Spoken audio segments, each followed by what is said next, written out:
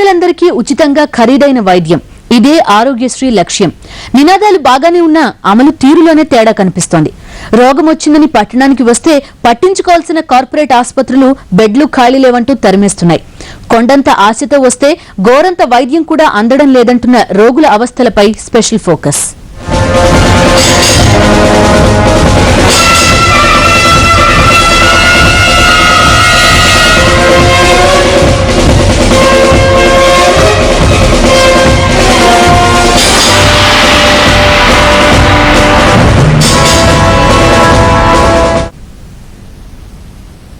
ఖరీదైన వైద్యం కోసం పల్లెల నుంచి నగరానికి వచ్చే రోగుల అవస్థలు అన్నిన్ని కావు.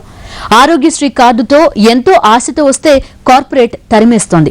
చికిత్స ఉంటే బెడ్లు ఉండవు, బెడ్లుంటే వైద్యం అందించరు. ఇది నగర ఆసుపత్రుల పనితీరు. దిక్కుతోచని రోగులు పడిగాపులు కాస్తూ ఆశతో ఆసుపత్రుల ఆవరణలోనే కాలం వెళ్లదీస్తున్నారు.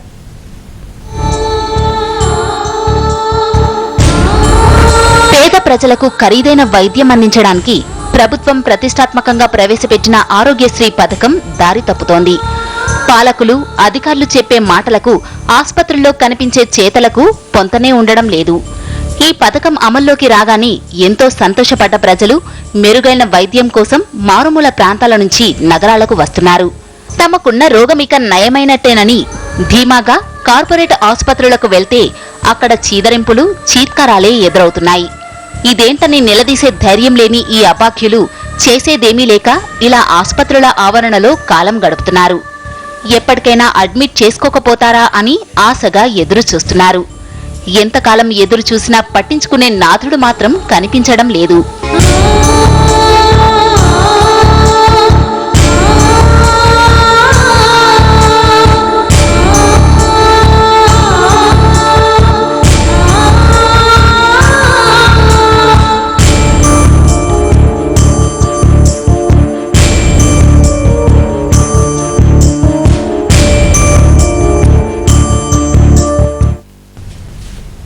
కొడుకు రోగం తగ్గించుకోవడానికి ఉన్న ఆస్తులన్నీ అమ్ముకున్నారు ఆ అభాగ్యులు. అయినా మళ్లీ అదే రోగం తిరగబడ్డంతో ఆరోగ్యశ్రీ ఉంది కదా అన్న ధీమాతో నగరానికి వస్తే అంతటా చుక్కెదురే. రోగం నయం చేయాలంటే 5 లక్షల ఖర్చవుతుందని ఓ ఆసుపత్రి చెప్తే మరో ఆసుపత్రి ఏమో అసలు చికిత్స అందించడమే కుదరదంటోంది. ఇలా దిక్కుతోచని అభాగ్యులు ఎందరో ఎవరికి చెప్పుకోవాలో తెలియక కుమిలిపోతున్నారు.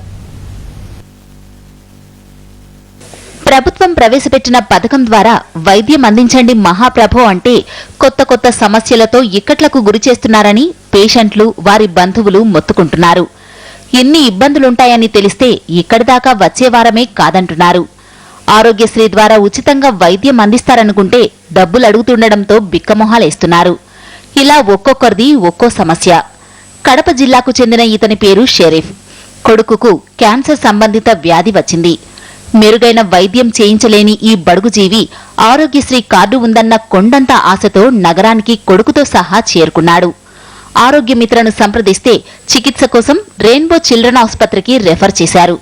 తీరా ఆ ఆసుపత్రికి వెళ్లాక చికిత్స కోసం 5-6 లక్షల వరకు ఖర్చవుతుందని, ఆరోగ్యశ్రీ ప్యాకేజీ కింద అంత డబ్బు రాదని వైద్యం చేయకుండానే తిప్పి పంపించారు.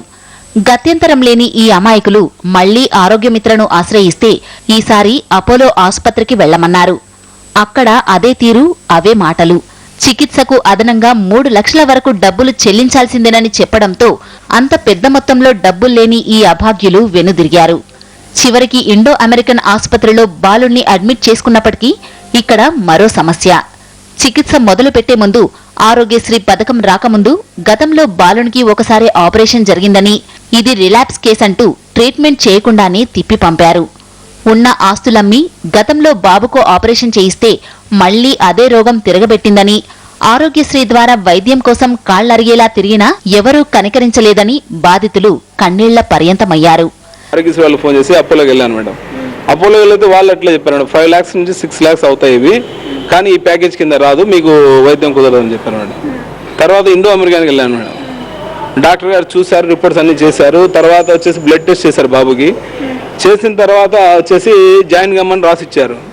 రాసిచ్చిన తర్వాత నేను కిందికి వెళ్ళి ఆరోగ్యశ్రీ డాక్టర్ గారు జాయిన్ లెటర్ రాయిచ్చారు, నేను జాయిన్ అవుతానని ఇస్తే వాళ్ళు వచ్చేసి ఇది రిలాప్స్ కేసు, దీంట్లో రాదు, డాక్టర్ గారు ఎట్ రాసిన వద్దు, మళ్ళీ డాక్టర్ గారిని కన్సల్ట్ కండి అన్నారు మేడం. మళ్ళీ తర్వాత డాక్టర్ గారు వెళ్తే వాళ్ళు అవును రిలాప్స్ కేసు అయితే రాదు. ఆరోగ్యశ్రీ పథకం కొడగట్టిపోతున్న దీపంలా మారకముందే కార్పొరేట్ ఆసుపత్రుల్లో బెడ్ల సంఖ్యను పెంచి మెరుగైన వైద్యం అందించేలా ఇప్పటికైనా ప్రభుత్వం చర్యలు తీసుకోవాలి. ఇది ఇవాల్టి స్పెషల్ ఫోకస్. మరో ఫోకస్ తో మళ్ళీ కలుద్దాం. నమస్తే.